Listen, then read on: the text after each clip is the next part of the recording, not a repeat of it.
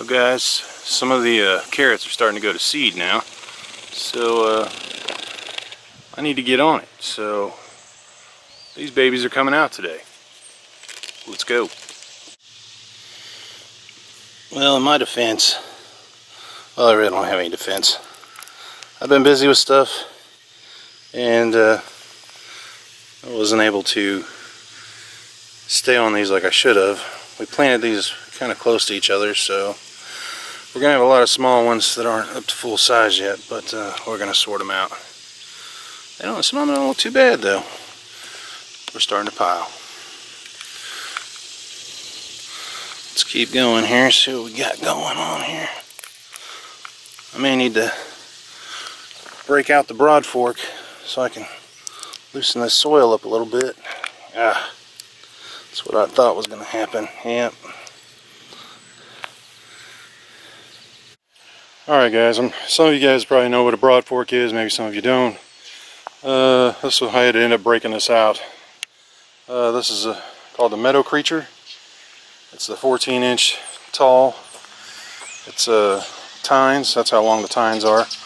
The purpose of this tool is to basically break up your soil, and the way we use it is only to slightly loosen the soil. It's not to completely break up the soil, just loosen it enough to be able to pull the carrots out, and we kind of fluff it up a little bit also when we go to plant, if you've seen that in some of the previous videos. But this is how you do it. You basically stab it in the ground, you step on it with your feet, you work it in there. Of course 2 feet would be good if you could do that.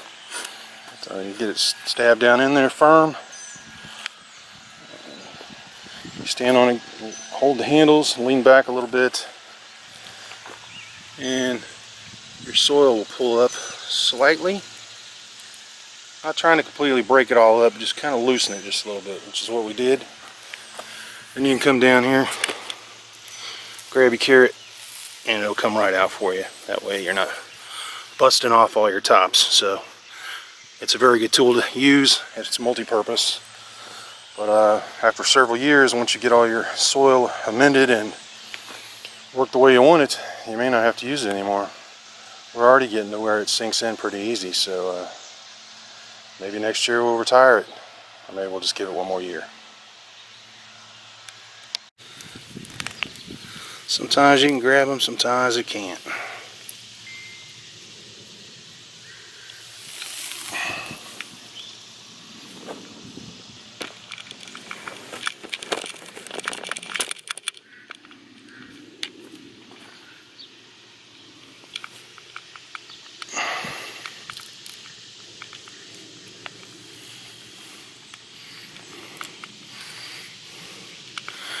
There's definitely an art to trying to get these out of the ground.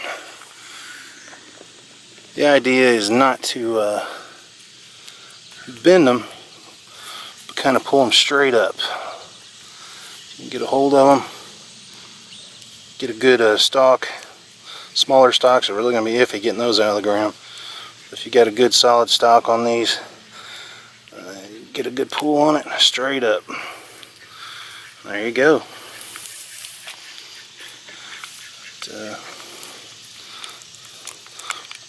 Like I said, we planted these really close to each other, so we're gonna have a lot of small ones in here. I don't want to leave them in there too long. We've had a lot of rain lately, and I'm worried about getting some rot going on. Carrots like a lot of soil, or excuse me, carrots like a lot of moisture, but too much moisture will make them just sit there in the water and rot.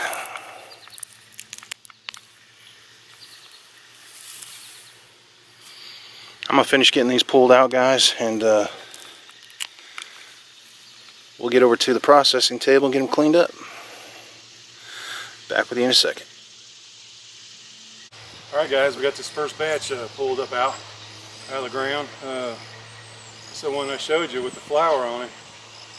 Sometimes you don't always get the biggest carrot, even though it looks like it's growing really large. Sometimes it just depends on the nutrients and everything that's in your soil as to how well it grows. If the soil's loose, it can get down in there and grow up. Plus you get, it's just the right mixture of moisture and nutrients. But it's still not a bad carrot, so we're gonna keep it. We got all these today, just out of just half. It's basically half of the bed I grew. We only grew it in like a 25-foot section. Last year I did 50 feet, guys, but we are also doing the market. This year our market's a little wishy-washy, so we're not really making it out there this year. We may try to make one later in the fall. I'm not sure. But we're gonna get these washed up and see what all we got. Let's go. I'm gonna spin these around, make this a little quicker.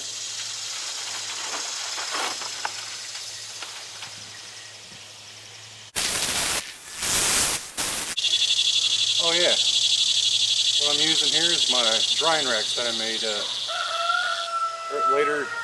earlier in the year. Sorry, it's already getting hot out here. But I use these as my drying racks, and I can also, they double as a wash table. They're stackable. A lot of times we cure our onions and some garlic and stuff on them, but figured, hey, why not? I might as well use them as a wash table too. So you can go back and look at my video on making these. They're stackable, they break down into singles. So let me get back to it.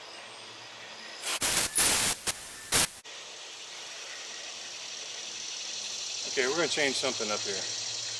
Last year I left the greens on because aesthetically at the market, people like to see that and know that it's fresh. It's just pulled out. Greens are still crisp. But today, since we're going to be doing canning with these, and I'm going to have Mandy show you how she's doing that. But today I'm just going to go ahead and take the greens off, and it'll make this washing process a lot quicker. You haven't got to see the gun show before, have you? Back to it.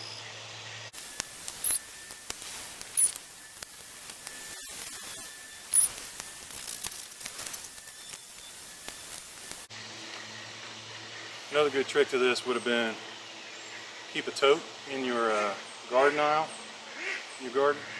As you pull them, just snap them off. Throw your greens right there in the bed, and just toss your carrots in the tub. That way you ain't gotta, you can just come back and do one swoop and pick up all those greens and just get rid of them. Clover's gonna get those, and I'm sure the chickens will be like them too, so that way we try not to have any waste. Back to it.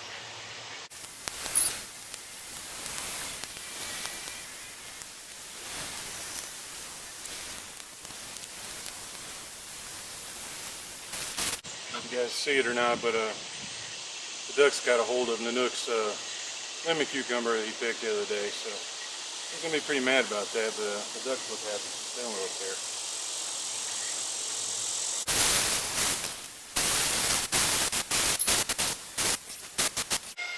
There's another thing, guys. Sometimes your insects can get to your vegetables and fruits.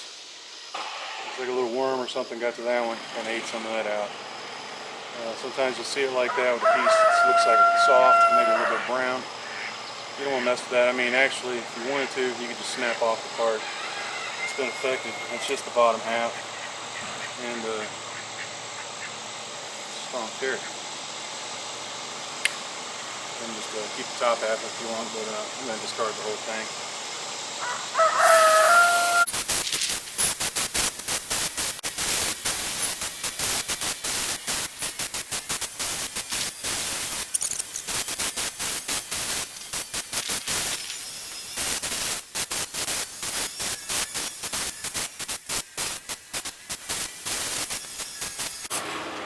Take a break. This little mini. It's pretty sweet. Tastes good. That's what we're going for. Almost done.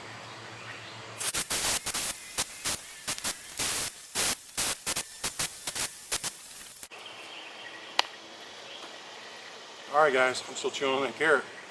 This is our first round. Our turnout this year is kind of 50-50 on the condition of the carrots. Like I say, I planted them a little close to each other. I used the earthway seeder, and sometimes it works out right, sometimes it don't. But it also depends on the way your soil conditions are, if it's loose, if it's level. A lot of things come into play. So Earthway's not the best seeder out there, but it's been working fairly well for me until I'm ready to make that next step up to the next level. But this is the first batch. I ain't gonna bother you with doing the other half. There's actually a little more than half to go. But I'm gonna get these inside to Mandy, and she's getting stuff prepped and ready to start doing some canning. So I'm gonna finish cleaning this up, get it in there, and hand it off to her. Alright guys, I got everything brought in. We've been working on these things, peeling them and getting stuff going, so I'm gonna hand it over to Mandy. Alright, so we have been doing quite a bit of canning last week and this week. We've had a ton of harvest, so we've made canning tomatoes.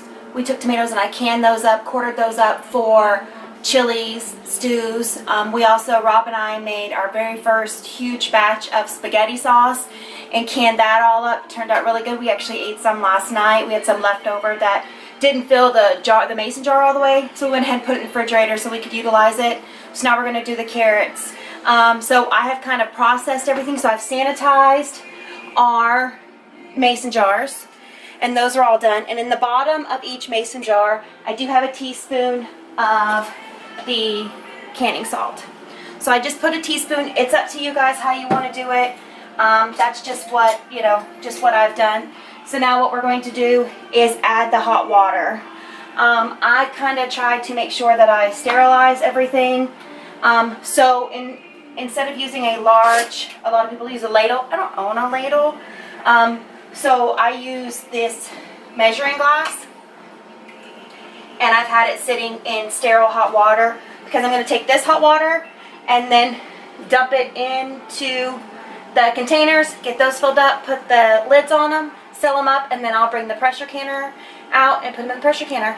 So that's what I'm doing right now.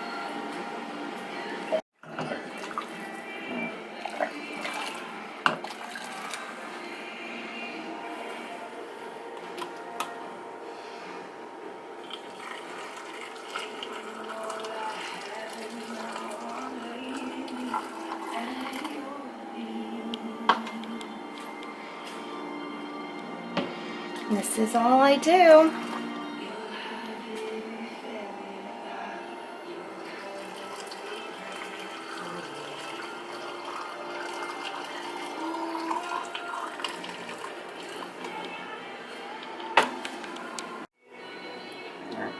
So I've got the water in. So the other thing you want to do is you want to go around the edges, and bubbles are bad, bad, bad, bad, bad. So you want to get out all the bubbles that you can. Be careful because these jars are going to be like really hot.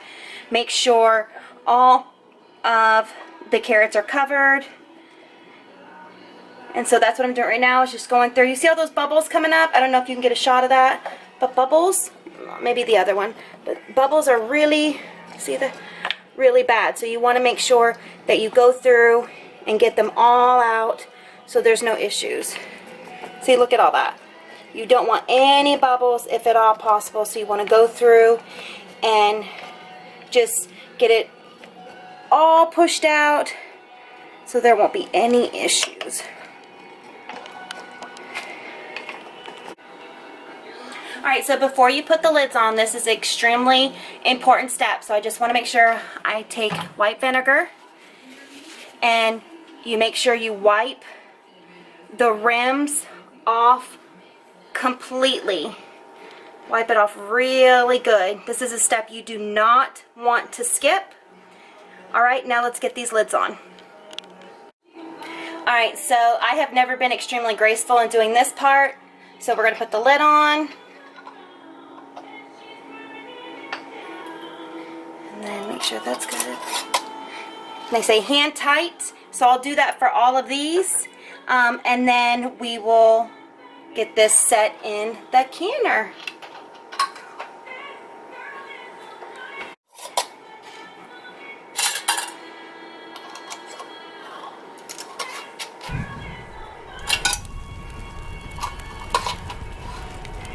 Remember, just hand tight.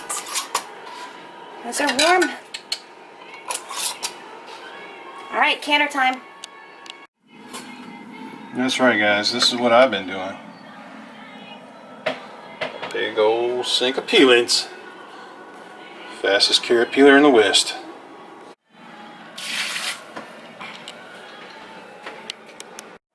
Alright, so I'm relatively new to using a pressure canner. I've water bathed before and I've dry canned, but a pressure canner I'm relatively new. So I was watching a couple YouTube videos and talking to other people, and of course anyone who uses a pressure canner, you know you do not fill the water up. You just put a little bit, it's like an inch and a half I think it says at the bottom. And if you're nervous about how much water to put in your pressure canner, I am also very nervous. I do not want to blow myself up. So a little trick is I put old lids on the bottom. So I put them all the way on the bottom, like that. And then I put my lid on, and then I fill the water up to there. It just makes it's more comfortable for me. I feel like I have the water at a good level. The additional water I had 2 pots for the canning water. I didn't utilize all of that, so I just take that water. It's already warm. It actually causes it to boil quicker, and I put the water in. And right about there is pretty good. That's normally right where I have mine, just right over the top of that. Because it's not the water that you're wanting, it's the steam. And then another little trick that I heard about, which I'm going to show y'all. So sometimes you can get watermarks on your mason jars. So if you're worried about watermarks or that's something, put a little bit of vinegar. Alright, now we have the water in the canner, so we are going to put the carrots in. And sometimes this is like, I have to strategically, like I have to get them all in and then like place them so that they don't like touch each other and everything. It just takes me just a moment. So I'm going to get them all in. And now I don't want them to touch, of course, to give a little bit of space. So I gotta make sure they're all correct, not touching. Alright, so I've got the carrots in, so now I put the lid on. Now when you put the lid on, with this particular canner, just make sure you kind of give it a good press down. I don't know if you can hear it, but it's a weird little like a seal that it does. So I've taken the weight off, of course. So what I'm going to do now is it's going to go on high. I'm going to, once it starts, what is that called? Venting. Once it starts venting, which takes it about probably 10 minutes, I put my timer on 10 minutes. Once my timer goes off, I then put my weight on. I drop the heat just a little bit. With my particular oven, I know that 7, since I've done this now a few times, is the absolute perfect setting. So I'll put it on 7, the setting on 7, say that 3 times fast. And then it holds it at 10 perfectly, like I have no issues. That took quite a few times for me to learn that, by the way. And then these cook for 35 minutes. Then I turn everything completely off. Once all the pressure's released, I take the weight off, open this, and then we set them off to the side, over on the counter on a cloth, and we don't touch them for 24 hours, and our carrots will be done. So thanks for coming along with the process, kind of seeing what we do with our carrots. If you like this video, hit the like button. Feel free to share. If you haven't subscribed to our channel, please do so. Thanks so much for coming along, and we'll see you on the next one. Bye, guys. Bye.